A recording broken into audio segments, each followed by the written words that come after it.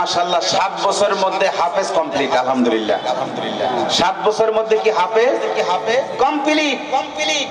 এখন দাদার কাছে আসছে, দাদা জান আমি আজকে হাফেজ শেষ করে ফেলেছি, দাদা আপনি খুশি কিনা?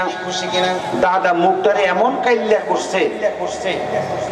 কি নাম দাদার নাম? কি আমরা সাজা জাহাঙ্গীর। বাদশাহ জাহাঙ্গীর মুখটারে এমন কালা করছে। আচ্ছা এটা কি কালা হওয়ার কথা না খুশি হওয়ার কথা? কথা কর না, কালা না খুশি? খুশি হওয়ার কথা। এখন এমন চেহারা এমন কালা করছে। এবার আওরঙ্গজেব কানতে কানতে বাবার কাছে গেছে, বাবা আমি আজকে হাফেজ হয়ে আসছি, অথচ দাদা জান আমার দিকে তাকাইয়া চেহারাটারে কালো করে ফেলছে।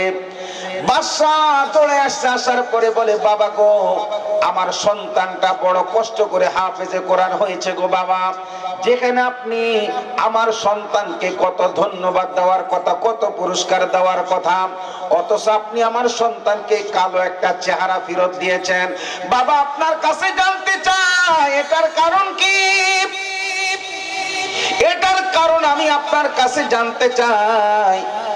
এবার বাদশাহ জবাব দিচ্ছে, শোনো রে বাবা, আমি কেন আমার চেহারা কালো করব না? আমি কেন কালো করব না?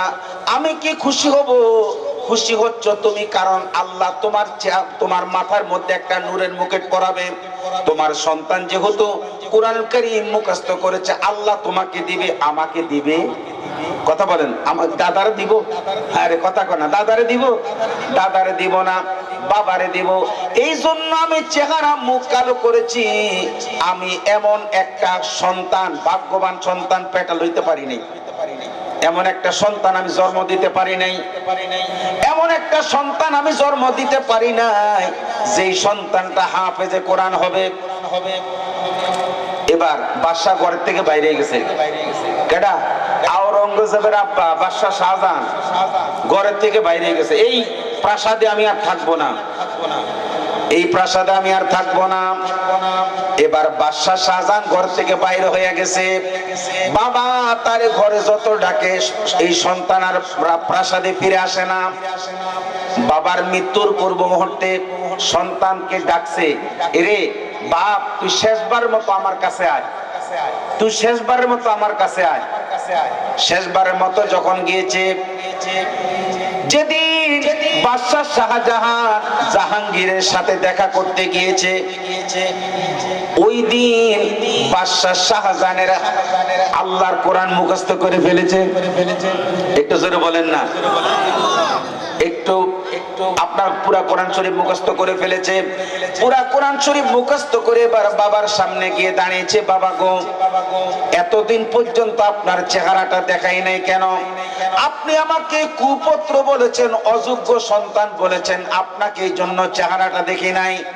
যেই কারণে আপনি আপনার নাতিকে ফেরত দিয়েছেন গো বাবা, ওই কারণটা এখন আর আমার মধ্যে নাই।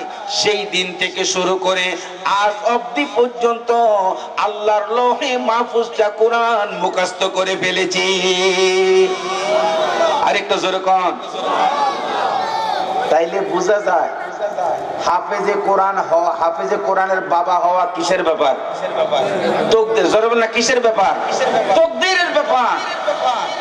এটা তকদীরের ব্যাপার, নসিবের ব্যাপার। অথচ এটাকে আমরা কোনো গুরুত্বই দেই না। এই জিনিসটাকে আমরা কোনো গুরুত্বই দেই না, অথচ এটা কত নসিবের ব্যাপার। আল্লাহর হাবিব রাহমাতাল লিল আলামিন বলেন, মান ক্বারা সূরাতুল ওয়াকিয়াতি ফি কুল্লি লাইলাতিন লাম তুসিবু ফাকাতান আবাদা। কোন ব্যক্তি যদি প্রতিদিন মাগরিবের নামাজের পরে রাত্রে বেলায় সূরা ওয়াকিয়া পড়ে, কোন সূরা? কথা কন না, কোন সূরা? আমরা শুধু হুজুরের কাছে যান, হুজুর আমার ঘরের মধ্যে অভাব লাগিয়েছে, আমার ঘরের মধ্যে অভাব, আমার ঘর থেকে গরিবী হালত ছাড়ে না। আল্লাহর হাবিব বলে, তুমি তোমার ঘরের মধ্যে প্রতিদিন সূরা ওয়াকিয়া তেলাওয়াত করো, আল্লাহ পাক রব্বুল আলামিন তোমার ঘরের মধ্যে কখনো অভাব দিবে না। একটু জোরে বলেন না। এখন তো কোরআন শরীফে পড়তে পারি না। আব্দুল্লাহ ইবনে মাসউদ উনি অসুস্থ হয়েছে, একজন সাহাবী কিছু টাকা পয়সা লয়ে গেছে। আব্দুল্লাহ ইবনে মাসউদ, আপনি তো অসুস্থ হয়ে গেছেন, এই মুহূর্তে আপনার খুব টাকা পয়সার দরকার। এই শুনেন, মনোযোগ আছে আপনাদের। বলতেছে আপনার এখন অভাবের সময়, আপনি অসুস্থ, আপনার এখন কিছু টাকা পয়সার দরকার আছে। আব্দুল্লাহ ইবনে মাসউদ কি জবাবটা দিয়েছে, এটাই হচ্ছে মনে রাখার বিষয়। আব্দুল্লাহ ইবনে মাসউদ বলে, আপনি যে টাকা পয়সা আনছেন এগুলি আপনি নিয়ে যান। সুবহানাল্লাহ। হিসাবে তো উনি রাখার কথা না, যেহেতু অসুস্থ মানুষ, এগুলি উনি রাখার কথা। আব্দুল্লাহ ইবনে মাসউদ বলে, আপনার টাকা পয়সার দরকার নাই, আমার মেয়েরা সূরা ওয়াকিয়া পড়তে জানে। সুবহানাল্লাহ বলেন না রে বাবা। বুঝেন ওনার বিশ্বাস কোথায়? আপনার টাকা পয়সার উপর আমার বিশ্বাস নাই, আমার মেয়েরা প্রতিদিন সূরা ওয়াকিয়া পড়ে। সুবহানাল্লাহ বলেন। তার মানে বোঝা যায় কি, সূরা ওয়াকিয়া পড়লে ঘরের মধ্যে অভাব থাকে? জোরে বলেন, অভাব থাকে না। আমরা তো সেই রমজান মাসে কোরআন শরীফ একটা তাকের মধ্যে থুয়ে দিছি, এখন আর নামাবো ইনশাআল্লাহ। ইনশাআল্লাহ বলেন, ইনশাআল্লাহ। ওমা পিছনে জায়গা নেই, একটু কষ্ট করে সামনে আইবেন, একটু সামনে। আল্লাহুম্মা, সামনে সামনে। ওয়া সাল্লি আলা মাওলানা মুহাম্মাদ ওয়া আলা আলি সাইয়্যিদিনা মাওলানা মুহাম্মাদ। আল্লাহুম্মা সাল্লি আলা সাইয়্যিদিনা মাওলানা মুহাম্মাদ ওয়া আলা আলি সাইয়্যিদিনা মাওলানা মুহাম্মাদ। আলহামদুলিল্লাহ বলেন, আলহামদুলিল্লাহ বলেন, আলহামদুলিল্লাহ। একবার জোরে বলেন আলহামদুলিল্লাহ, আলহামদুলিল্লাহ। মনে করেন এখন যে অবস্থায় আছেন, আমাদের অনেকের পেরেশানি নেই, টেনশন নাই। মনে রাখুন, যার কোনো টেনশন নাই সে বলেন আলহামদুলিল্লাহ। আর বাকিদের টেনশন আছে না, অন্তর থেকে বলেন না আলহামদুলিল্লাহ। এই কথাটা কেন বলতেছি জানেন? আমরা অনেকে কোরআন শরীফ পড়তে পারি না, পড়তে শিখিও না, পড়তে শিখিও না। যেমন আলহামদুলিল্লাহটা কেন বললাম? আলহামদু শব্দের অর্থ হচ্ছে সকল প্রশংসা আল্লাহর জন্য। কথা বলেন, ভুল বলছি? কিন্তু আলহা, হা যেটা হা, এই হাটা কেউ যদি মোটা করে পড়ে, আলহামদু আলহামদু আলহামদু, এটা চিকন করে না বলে কেউ যদি পড়ে আলহামদু, তাহলে এটার অর্থ হবে সকল গজব আল্লাহর জন্য। নাউযুবিল্লাহ। একজনও নাউযুবিল্লাহ করে? তাইলে এবার বলেন, আমাদের কোরআন শিক্ষার দরকার আসেনি? কথা বলেন, দরকার আসেনি? এখন তো আমরা ফতোয়া দরকার হলে মোবাইল ইয়েতে হুজুরে জিজ্ঞেস করি না, কারে জিজ্ঞেস করি? আরে কথা কোন মোবাইল শরীফ, হ্যাঁ বুখারী শরীফ বাদ, বুখারী শরীফ বাদ, তিরমিজি শরীফ বাদ, সিয়াসিতা বাদ, এখন হচ্ছে ইউটিউব শরীফ। কি শরীফ? ইউটিউব শরীফ। এখন আর আমরা আলেমদেরকে জিজ্ঞেস করি না, যার কারণে আলেমদেরকে জিজ্ঞেস করার না করার কারণে মানুষের শরীরের মধ্যে ইনজেকশন দিলে ভালো হয়, আর তরমুজের মধ্যে ইনজেকশন দিলে কথা কন না, কথা কন না, পচে জায়গা মতো প্রশ্ন না করলে। আপনি যদি, আমরা ভুয়া ডাক্তার দেখছি কিন্তু ভুয়া মুফতি দেখিনি, দেখছি? হ্যাঁ, ও আলহামদুলিল্লাহ হুজুর দেখে ফেলেছে। আমরা ভুয়া ডাক্তার দেখছি। আচ্ছা, ভুয়া ডাক্তার কারে কয়? যে তার কি নেই, কথা কন না, যে তার কি নেই, সার্টিফিকেট নাই, হেরে কি কর? ভুয়া ডাক্তার। তো যেই লোকটা কোনোদিন মাদ্রাসায় পড়ে নাই, যেই লোকটা কোনোদিন মাদ্রাসার বারান্দা দিয়েও যায় নাই, হেদায়েতুন নাহু কাকে বলে, নাহবীর কাকে বলে, শরহে জামি কাকে বলে, যেই লোকটা জীবনে কোনোদিন দেখেও নাই, সে হয়ে গেছে এখন শায়েখ। কথা কন না, কথা বলেন।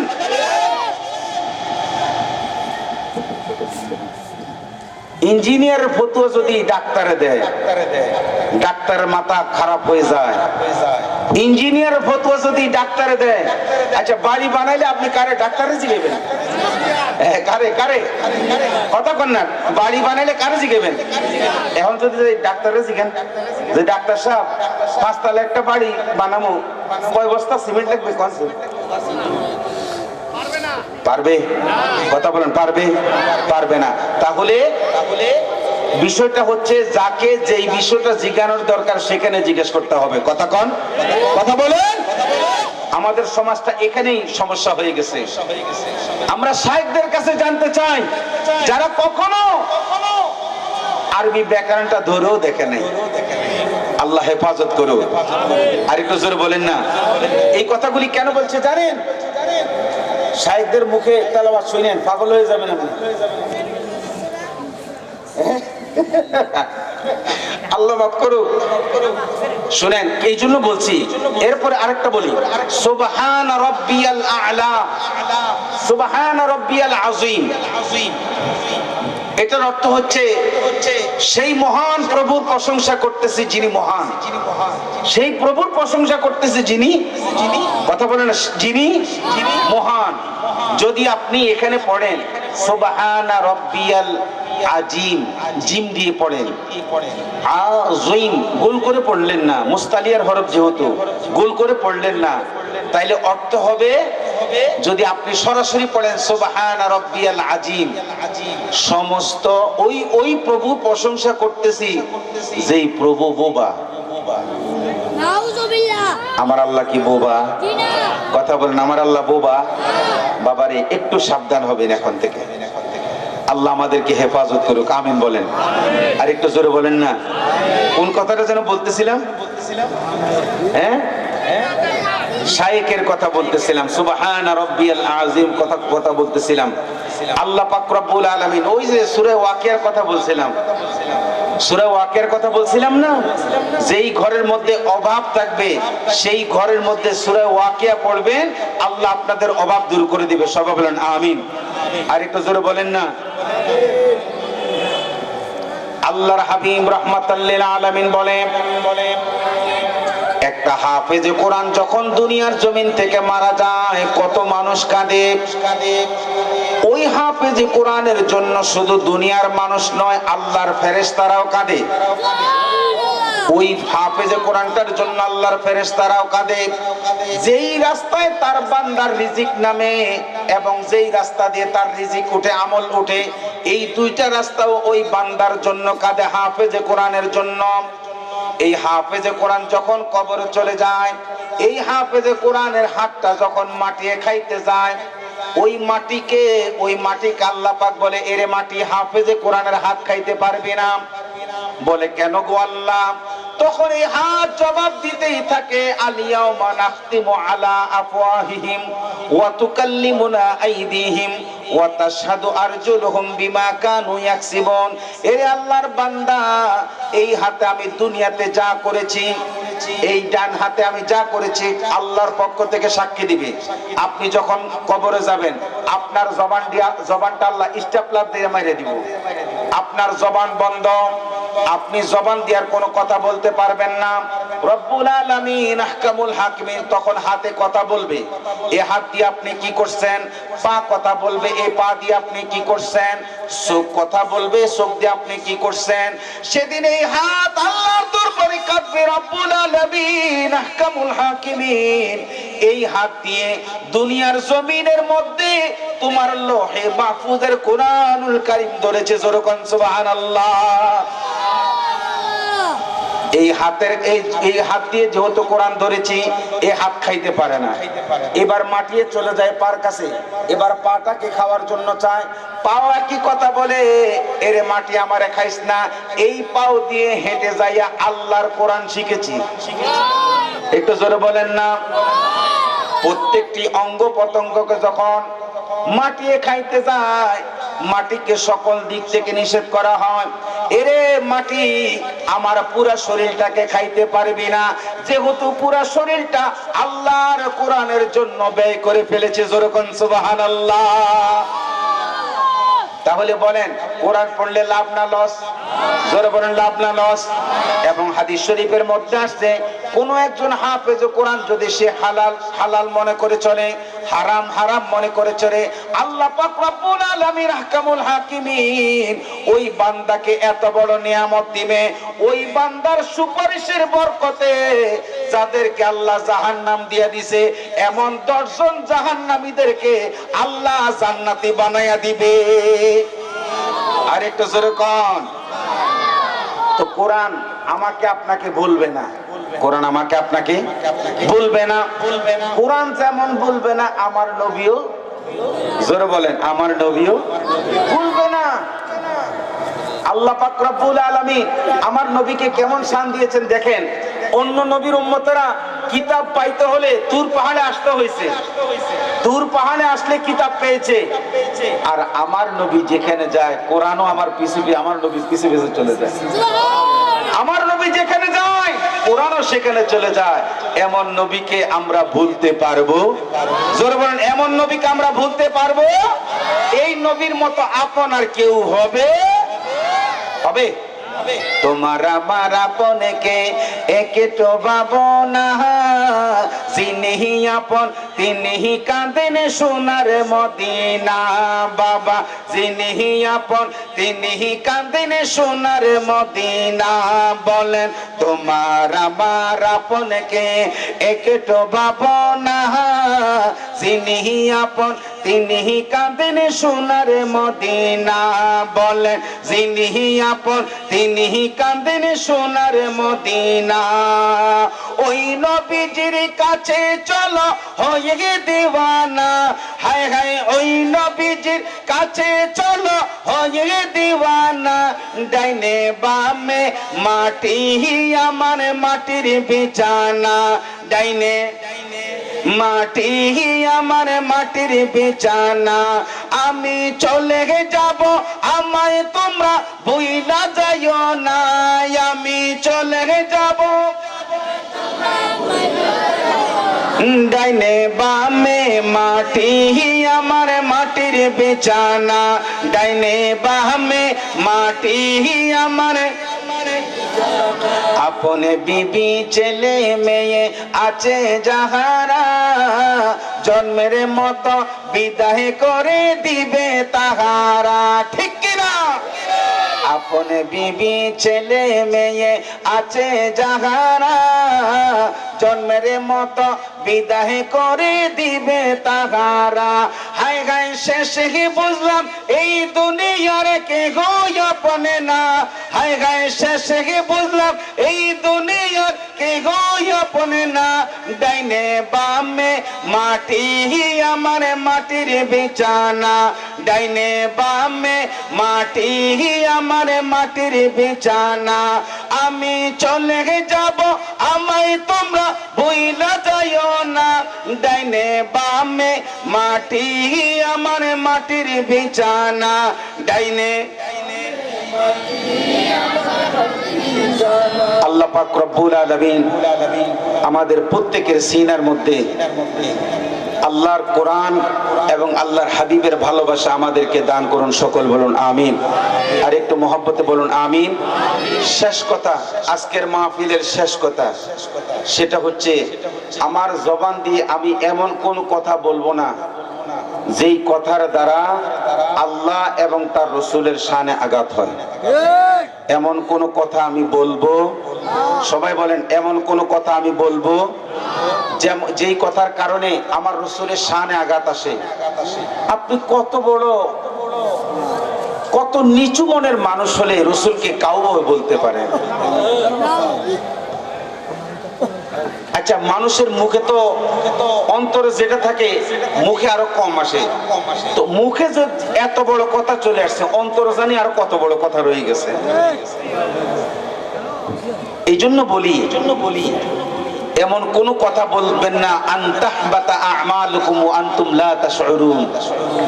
এমন কোন কথা বলবেন না যেই কথার দ্বারা আল্লাহ রসুলের শান আঘাত হয়। মনে রাখবেন, আল্লাহ রসুলের শানে যদি আঘাত করেন, আল্লাহ পাক রব্বুল আলামিন আপনার জীবনের সকল আমলগুলি আল্লাহ বরবাদ করে দিবে।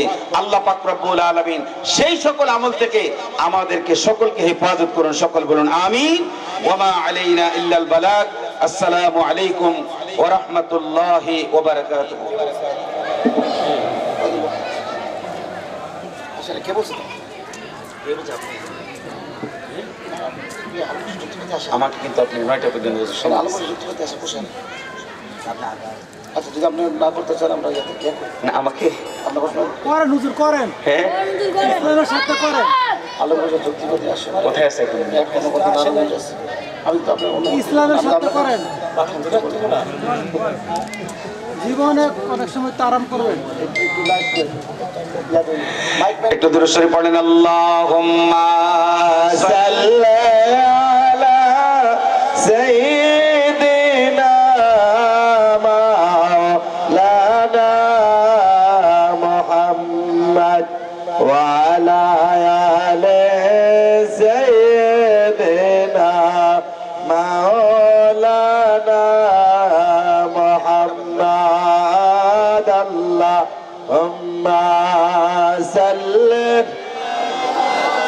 সাইয়্যিদিনা মাওলানা মুহাম্মদ ওয়া আলা আলি সাইয়্যিদিনা মাওলানা। আমি আমার কাছে খুব বলে দিই,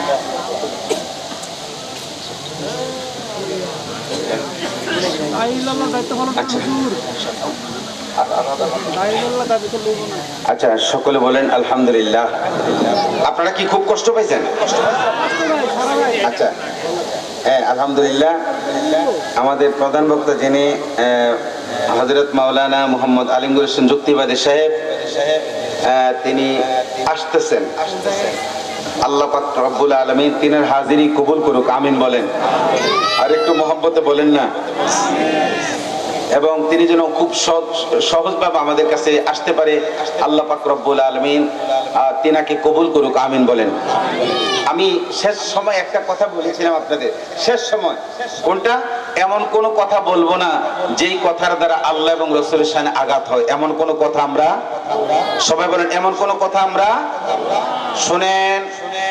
আল্লাহর হাবিব রাহমাতাল লিল আলামিনের যুগে একজন ব্যক্তি দুনিয়ার জমিনের মধ্যে আল্লাহর হাবিবের শানে আগমন করেছিলেন। আল্লাহর হাবিবের শানে বেয়াদবি করেছিলেন মুসা নবীর উম্মত হযরতে আবুল হারেসা। যেই তাওরাত কিতাবের মধ্যে আমার নবীর নামটা ছিল 70 থেকে 72 বার, অথচ সেই কিতাবের মধ্যে আখির নবীর নাম মাত্র 4 বার। সুবহানাল্লাহ। আচ্ছা, এরকম যদি আপনি পান, এই বাবারা, এরকম যদি আপনারা পান যেই কিতাবের মধ্যে, যেই কিতাবটা আল্লাহ মুসা নবীর উপর নাজিল করেছেন, ওই কিতাবটার মধ্যে আমার আপনার নবীর নাম 70 থেকে 72 বার। সুবহানাল্লাহ বলে। কি বাবা, আপনারা কি রাগ করছেন? বলে হুজুর যাইতে চলে যাবো বাবা। আল্লাহ পাক আপনাদের এই মুহাব্বতকে কবুল করুক, আমিন বলেন। কেন বলতেছে জানেন? কারণ আল্লাহ রাসূল বলেছেন কিয়ামতের আগে একদল উম্মত আসবে যারা আমি নবীকে দেখবে না। আর হাদিস, এটা হাদিস, আল্লাহ রাসূল বলতেছেন কিয়ামতের আগে একটি দল আসবে যারা আমি নবীকে দেখবে না, অথচ আমি নবীকে পাওয়ার জন্য সম্পদ একদিকে দিবে, সন্তান দরকার হারিয়ে ফেলবে, তারপর আমি নবীকে তারা চাইবে। সুবহানাল্লাহ বলেন না। তারা তাদের সম্পদ হারাতে পারবে, তারা তাদের সন্তানও হারাবে, এর বিনিময় হলো তারা আমি নবীকে চাইবে। যেরকম সুবহানাল্লাহ। এই জন্য বলতেছি, আল্লাহর নবী রাহমাতাল লিল আলামিন, আমার নবীজির নাম ছিল 70 হতে 72 বার। মুসা নবীর নাম ছিল মাত্র 4 বার তাওরাত কিতাবের মধ্যে। এখন মুসা নবীর উম্মত চিন্তা করলো এই কিতাবটা হচ্ছে আমার নবী মুসার, অথচ এই কিতাবের মধ্যে আখির নবীর নাম বেশি, আমি নামগুলি কেটে দিব। নাউজুবিল্লাহ। আচ্ছা, আমার নবীর নাম দেখলে, পড়লে, লিখতে ভালো লাগেনি? জোর বলো না, ভালো লাগেনি? কেন এত ভালো লাগে আমার নূরে নবীর নামে, আরো ভালো লাগে নবীর দরুদ সালাম। বলেন আরো ভালো লাগে নবীর দরুদ সালাম। কেন এত ভালো লাগে আমার নূরে নবীর নামে, আরো ভালো লাগে নবীর দরুদ সালাম। বলেন আরো ভালো লাগে নবীর দরুদ সালাম। আল্লাহুম্মা সাল্লি আলা সাইয়্যিদিনা মুহাম্মাদিন। বলেন আল্লাহুম্মা সাইয়্যিদিনা মুহাম্মাদিন। নবীর দরুদ সালাম, নবীর দরুদ সালাম, নবীর দরুদ সালাম, নবীর দরুদ সালাম। কেন এত ভালো লাগে আমার নূরে নবীর নামে, আরো ভালো লাগে নবীর দরুদ সালাম। বলেন আরো ভালো লাগে নবীর। আল্লাহ কবুল করুক, আমিন বলেন। বাবারা, যে কথাটা বলেছিলাম, আল্লাহর হাবিবের শানে বেয়াদবি করা যাবে না। কারণ আল্লাহর হাবিবের শানে বেয়াদবি করলে আল্লাহর কোরআন বলতেছে আনতাহবাতা আমালুকুম ওয়া আনতুম লা তাশউরুন। নবীর সাথে বেয়াদবি করবা একদিকে, আরেকদিকে তোমার আমলনামা খালি হয়ে যাবে। সুবহানাল্লাহ, সুবহানাল্লাহ, সুবহানাল্লাহ। একদিকে নবীর শানে বেয়াদবি করবা, আরেকদিকে তোমার আমলনামা খালি হয়ে যাবে। কি করবেন? আরেকটু জোরে কোন, কি করবেন? তাইলে এবার শুনেন, সামনে যে রমজান মাসটা আসতেছে না, সামনে যে রমজান মাসটা আসতেছে, এই যে সামনে রমজান মাস আসে, আমরা তো আলহামদুলিল্লাহ ইফতারির সময় এমন খাওয়া খাই, খাওয়ার পর অনেকের মাগরিব ফেল। কথা বাস্তব না? বাস্তব কথা কন না? আমরা সারাদিন খাবার জোগাড় করি, সারাদিন আমরা খাবার জোগাড় করি, চিন্তা করি রোজাটা ভাঙবো আর সব ফিনিশ করে নেবো। এমন ভাবে ফিনিশ হয়, ইফতারি খাইতে দেরি, বেটা শুয়ে যেতে দেরি হয় না, মাগরিব মাপ। মাগরিব কি কথা কন না? মাগরিব শেষ। তো সেই জন্য রোজা আসার আগে, রোজা আসার আগে আমাদের কিছু প্রস্তুতি নেওয়ার দরকার আছে কিনা? বলেন, জোরে বলেন না, দরকার আছে কিনা? এক নাম্বার কাজ, রোজা আসলে আমরা 5 ওয়াক্ত নামাজ জামাতের সাথে পড়বো ইনশাআল্লাহ। বলেন আর একটু জোরে বলেন। আমরা 1 ওয়াক্ত নামাজও জামাত ছাড়া পড়বো, সবাই বলেন ইনশাআল্লাহ। তাহলে বলেন এক নম্বরে কি করব? এক নম্বরে 5 ওয়াক্ত নামাজ কিসে? ঘরে।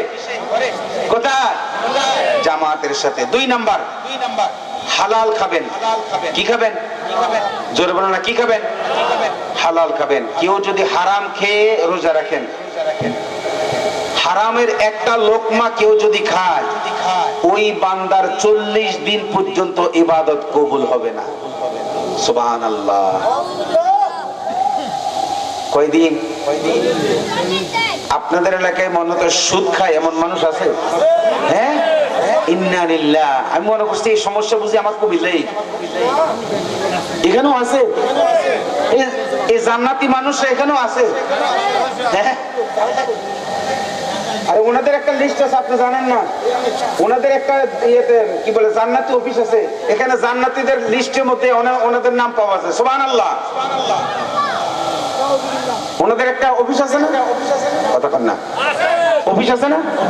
এটা জান্নাতি অফিস। তো জান্নাতি অফিসের একটা লিস্টি থাকে, মোহাম্মদ বাবুল মিয়া। এই বাবুল মিয়া কেউ থাকলে আবার চাইতেন না আমার উপরে। মোহাম্মদ বাবুল মিয়া 1,30,000। আসলে তো সুদ এত নাইনি। আরে কথা কন না, আছে না? আল্লাহর হাবিব বলে কেউ যদি সুদের একটা লোকমা খায়, একটা লোকমা খায়, ওই বান্দার 40 দিনের ইবাদত কবুল হবে না। এক লোকমা বুঝেননি? না বুঝেন না, না বুঝেন না। এক লোকমা বুঝেননি? এক লোকমা মানে কয় আঙ্গুল? না না, এক লোকমা মানে 3 আঙ্গুল। এক লোকমা মানে কয় আঙ্গুল? কথা কয় না। কয় আঙ্গুল? 3 আঙ্গুল। আমরা তো খাই 5 আঙ্গুল। আমাদের অন্তর অনেক লোভ, এই জন্য 5 আঙ্গুল দিয়ে খাই। কিতাবের মধ্যে আসছে 3 আঙ্গুল। কয় আঙ্গুল? 3 আঙ্গুল। এই 3 আঙ্গুল দিয়ে কেউ যদি এক লোকমা খাবার খায়, ওই বান্দার কতদিন ইবাদত কবুল হবে না? কতদিন? 40 দিন। আল্লাহ পাক হারাম থেকে আমাদেরকে বেঁচে থাকবার তৌফিক দান করেন। আর একটু জোরে বলেন। কয়টা বললাম? 1 নম্বরে জামাতের সাথে, 1 নম্বরে জামাত সাথে 5 ওয়াক্ত, 2 নম্বরে হালাল খাবার, 3 নম্বরে কোরআন শরীফ পড়বেন, কোরআন তেলাওয়াত করবেন। পারবেন নি? কথা বলেন না, পারবেন নি? কোরআন শরীফটা যদি পড়তে নাও পারেন, বাবারে একটু বুকের সাথে লাগাইন, বড় শান্তি পাবেন, বড় শান্তি পাবেন। বুকের সঙ্গে একটু লাগাইন, বড় শান্তি পাবেন। তাইলে 3 নাম্বার কাজ কি আমাদের? 3 নম্বরে বলেন, 3 নম্বরে কোরআন তেলাওয়াত করা। 4 নম্বরে কথা কম। 4 নম্বরে কোন মাসে? কথা বলেন না। যে কথা বেশি বলে সে মিথ্যা কথা বেশি বলে। কথা বলেন। যে কথা বেশি বলে সে মিথ্যা কথা বেশি বলে। কথা কি বাস্তব না বাস্তব? বাস্তব কথা। রমজানে যত কথা কম কইতে পারবেন, তত গুনাহ থেকে মুক্ত থাকতে পারবেন। সেই জন্য রমজানে আমরা কথা বেশি, কথা বলেন, রমজানে আমরা কথা বেশি বলবো না। 4 নাম্বার হচ্ছে অবসর সময় আমল করব বেশি। এটা বুঝেননি? বুঝেন না। অফিসে বের হইছেন, ওযু করে বের হন না। অফিসে বের হইছেন, কোনো কাজে বের হইছেন, ওযু করে বের হন। যতক্ষণ অটোতে গাড়িতে বসে আছেন, সুবহানাল্লাহ সুবহানাল্লাহ সুবহানাল্লাহ আল্লাহু আকবার আল্লাহু আকবার আল্লাহুম্মা সাল্লি আলা সাইয়্যিদিনা মুহাম্মাদ পড়া যাবে নি? কথা বলেন না, যাবে নি? এটা কি আমাদের জন্য ভালো না খারাপ? একবার পড়লে কত বাজে সওয়াব? একবার পড়লে 70 বারের সওয়াব। সুবহানাল্লাহ। চিন্তা করছেন কত বড় ফজিলত? অথচ আমরা গাড়িতে এমনি মুখ বন্ধ করে বয়ে দেই, আর পারলে তো গল্প গুজব করি। আল্লাহ হেফাজত করুক, আমিন বলেন। আর একটু জোরে বলেন। এরপরে মা বোনদের কাজে চাপ কমাই দিবেন। এই যুবক ভাইরা, মা বোনদের কাজে চাপ কমাই দিবেন, ইফতারির আইটেম কমাই দিবেন। পাইতেন না? আপনি যেরকম রোজা রাখছেন, বেডিটাও তো রোজা রাখছেন না? কথা কন না। বেডিটাও তো রোজা রাখছে। রমজান মাস ইফতারি খাওয়ার মাস নয়। কি কিসের মাস? ইবাদতের মাস। রমজান কিসের মাস? ইবাদতের মাস, ইফতারি খাওয়ার মাস নয়। আপনি যদি আমার মাটা, আমার বোনটাকে যদি বলেন, তুমি ইফতারি যতটুকু কম বানানো যায় কম বানিয়ে তুমি বেশি ইবাদত করবা, আপনার সংসারের মধ্যে রহমত আসতেই থাকবে, আসতেই থাকবে, আসতেই থাকবে। সুবহানাল্লাহ। আর যদি হেতারিয়ে আপনি কাজের মধ্যে লাগাই রাখেন, রাত্রে 14 আইটেম দিয়ে খাবেন, ওনাকে লাগাই রাখছেন রাত্রে 14 আইটেম দিয়ে খাবেন, ওনাকে আপনি লাগাই রাখছেন, তো বেডি বিকাল থেকে শুরু করবে রাত্রে 10টা পর্যন্ত, মাগরিব বাদ, এশা বাদ, তারাবি বাদ, আপনার ফাতিল মাজবে। কতক্ষণ?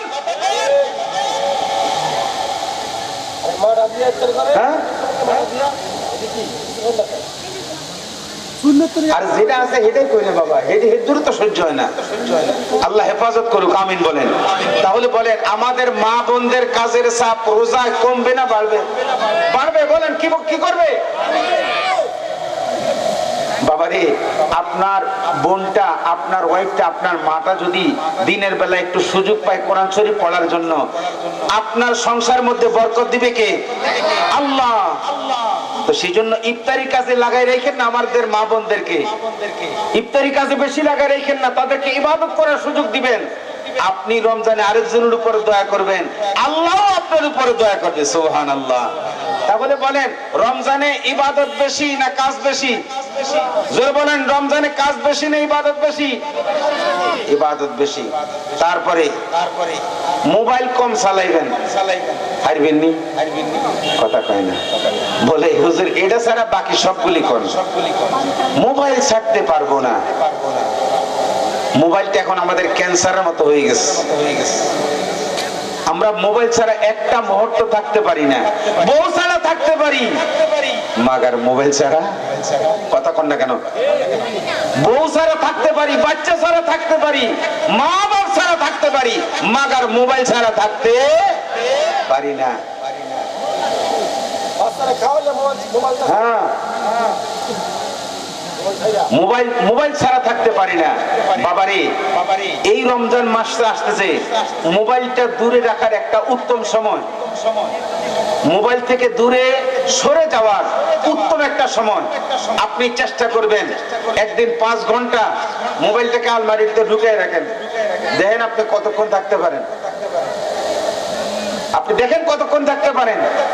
6 ঘন্টা, 7 ঘন্টা, 8 ঘন্টা, 20 ঘন্টা, 24 ঘন্টা, দেখেন না পারেন কিনা। পারবেন ইনশাআল্লাহ। এই মোবাইলে আমাদের কাজের মন মানসিকতা খেয়ে দিয়েছে, এই মোবাইলে আমাদের সবকিছু খেয়ে দিয়েছে। বাচ্চাদের লেখাপড়া এই মোবাইলে শেষ করছে। জোরে কোন?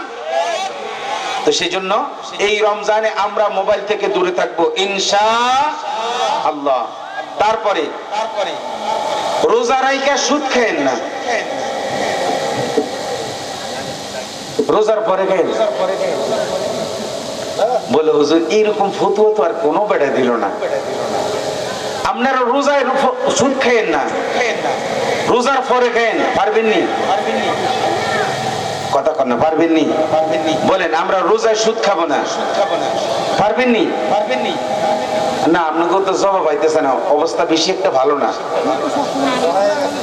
হ্যাঁ, বলেন আমরা কখনোই সুদ খাবো না ইনশাআল্লাহ। বলেন সবাই, বলেন ইনশাআল্লাহ। কারণ আমি কি জন্য বলেছি? কারণ যারা হারাম খায়, হারাম খেয়ে আল্লাহকে ধোঁকা দেওয়া যাবে? কথা বলেন, আল্লাহকে ধোঁকা দেওয়া যাবে? যাবে না। তো সেই জন্য রমজানে সুদ খায়েন না। অনেকে মনে করে সারা দিন রোজা রাখছি, আমার বউ আমার সামনে নাই, আমার পোলা পায় না আমার সামনে নাই, কিচ্ছু খাইতেছি না, কিছুই খাইতেছি না। আরে যেই রবকে খুশি রাখার জন্য আপনি এক ফোঁটা পানিও আপনি মুখে দিচ্ছেন না, গলার কাছাকাছি চলে গেলে আপনি থুতু করে ফেলে দিচ্ছেন, তো সেই রব্বে কারিমকে নারাজ করার জন্য আপনি সুদ খান। আপনি পানি খান না, খাবার খান না, সুদ খান ঠিকই। আল্লাহ হেফাজত করুন, আমিন বলেন না। এই সুদ নামক, এই হারাম নামক জিনিস থেকে আল্লাহ আমাদের সকলকে হেফাজত করুক, আমিন বলেন।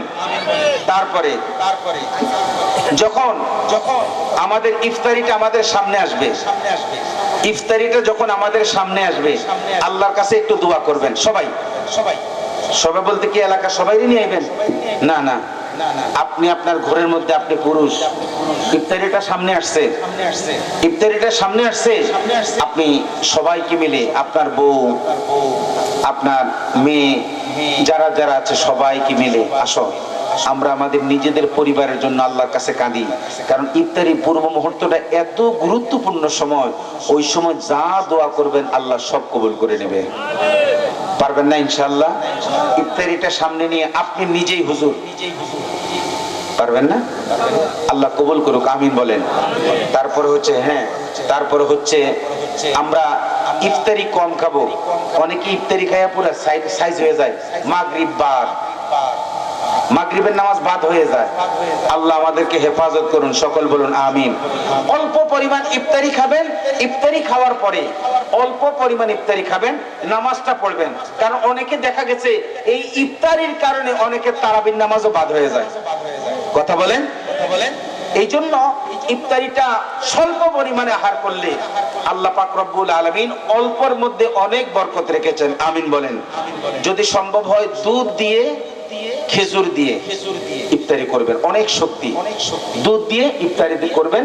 আল্লাহ পাক রব্বুল আলামিন আমাদের খাবারের মধ্যে বরকত দান করুন, সবাই বলুন আমিন।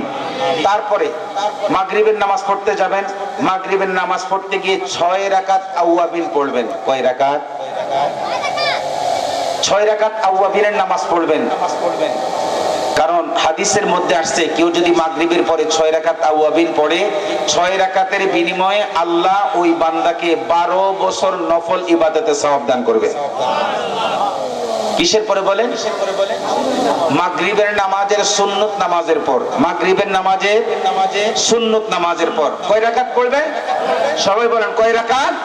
6 রাকাত। এরপরে আমরা যে তাসবিহগুলি পড়ি, সুবহানাল্লাহ, বলেন আমার সাথে বলেন, সুবহানাল্লাহ, আলহামদুলিল্লাহ, আল্লাহু আকবার, আস্তাগফিরুল্লাহ, দুরূদ শরীফ পড়েন, আল্লাহুম্মা সাল্লি আলা সাইয়্যিদিনা মুহাম্মাদিন ওয়া আলা আলি সাইয়্যিদিনা মুহাম্মাদিন ওয়া বারিক ওয়া সাল্লিম। এই দুরূদ শরীফটা পড়বেন, এই দুরূদ শরীফটা পড়বেন। এই যতগুলি আমল করবেন প্রতিটা আমলের গুণ আল্লাহ 70 গুণ বাড়ায় দেবে। সুবহানাল্লাহ বলেন। তাইলে বলেন মাগরিবের নামাজের পর আমরা কয়টা আমল? একটা হচ্ছে 6 রাকাত তাওয়াবিন। কয় রাকাত? 6 রাকাত তাওয়াবিন। তারপরে কি পড়বো? তাসবিহগুলি পড়বো। আল্লাহ আমাদেরকে কবুল করুক, আমিন বলেন। এশার নামাজ পড়বো। এশার নামাজ পড়ে তারাবির নামাজ কয় রাকাত? এটি নিয়ে আমি ঝগড়া করবো না, আপনারা শুধু আপনাদেরকে এতটুকু বলবো, রোজার মাসে বেশি ইবাদত করলে খুশি হয় কে? সবাই একটা জবানও বন্ধ রাখবেন না, খুশি হয় কে? আবার বলেন, যেই রমজানে ইবাদত বেশি করলে খুশি হয় আল্লাহ। আমরা কি আল্লাহকে রাগাতে চাই না খুশি করতে চাই? জোরে বলেন না, রাগাতে চাই না খুশি করতে চাই? যদি খুশি করতে চাই তাহলে আমরা ইবাদত কমাবো। জোরে বলেন না, ইবাদত কমাবো। যারা কমানোর দরকার নাফিতের কাজ করে হেরা করুক, আমরা কমাবো না। কারণ আমরা জানি ইবাদত যত বেশি করব খুশি হবে আল্লাহ। তাহলে আমরা তারাবির নামাজ ইনশাআল্লাহ কয় রাকাত পড়বো? সবাই বলেন কয় রাকাত? আল্লাহ কবুল করুক, আমিন বলেন। ঠিক যখন তাহাজ্জুদের ওয়াক্ত উঠবেন, সেহরির সময় উঠবেন, এখানে আমি একটা কথা বলে দিই, অনেকে এই জিনিসটা ভুল করেন। তাহাজ্জুদের সময় যখন উঠবেন, উঠার পরে আপনার ওয়াশরুম সেরে সাথে সাথে ওযু করে নেবেন। তাহলে কি হবে? ওযু থেকে শুরু করে ফজর পর্যন্ত পুরাটা সময় আপনি ওযু অবস্থায় থাকলেন। সুবহানাল্লাহ বলেন। তাহলে কি হবে? এই ওযু দিয়ে আপনার তাহাজ্জুদের নামাজ হয়ে যাবে। আগে তাহাজ্জুদ পড়বেন, খাইয়া তাহাজ্জুদ পড়তে পারবেন না। খাইয়া তাহাজ্জুদ পড়তে পারবেন না, আগে তাহাজ্জুদ পড়বেন। তাহাজ্জুদ যতটুকু পারেন পড়বেন, পড়ে ওই তাহাজ্জুদের সময় অল্প পরিমাণ খাবেন। ওই তাহাজ্জুদের সময় অল্প পরিমাণ খাবেন। আচ্ছা, কেউ যদি 3 প্লেট খায়, হে যদি রোজা রাখার নিয়ত না থাকে, খাওয়ানে তার রোজা আটকে রাখতে পারবো? কথা কন না, খাওয়ানে তার রোজা আটকে রাখতে পারবো? আর কেউ যদি আল্লাহর খুশির জন্য রোজা রাখে, সে যদি নাও খায়, তার রোজা কেউ ভাঙতে পারবো? তো সেই জন্য খাবার অল্প পরিমাণ খেলে সুস্থভাবে ইবাদত করা যায়, সুস্থভাবে ইবাদত করা যায়। তো সেই জন্য সেহরিতে যতটুকু পরিমাণ অল্প খাওয়া যায় ততটুকুই আপনাদের জন্য ভালো। তো প্রথমে আমরা ওযু করে তাহাজ্জুদ পড়বো। তাহাজ্জুদের পরে তারপর হচ্ছে আমরা সেহরি খাবো। সেহরি খাওয়ার পরে মসজিদটা নামাজটা আমরা ঘরেই পড়বো। কোথায় পড়বো? হ্যাঁ, আমি তো মনে করছি আমার লগে লাগে আপনারা ঘরের কথা কইবেন। নামাজটা কোথায় পড়বো? মসজিদে। কারণ হাদিসে আছে, কেউ যদি এশার নামাজ আর ফজরের নামাজ জামাতের সাথে পড়ে, সারা রাত্র ভর নফল ইবাদতের সব আল্লাহ দান করবে। একটু জোরে বলেন। তো সেজন্য আরেকটা হচ্ছে শেষ কথা, সেটা হচ্ছে যদি সম্ভব হয় সূর্য ওঠা পর্যন্ত জাগ্রত থাকবেন। এটা বড় কষ্ট রমজান মাসে। আল্লাহর হাবিব বলেছে এই সময় বান্দাকে আল্লাহ রিজিক দেয়। এখন যদি আপনি ঘুমান তাহলে কি হবে? নারায়ে তাকবীর, নারায়ে রিসালাত, ইয়া রাসূলুল্লাহ। মাশাআল্লাহ, মারহাবা। সম্মানিত উপস্থিতি।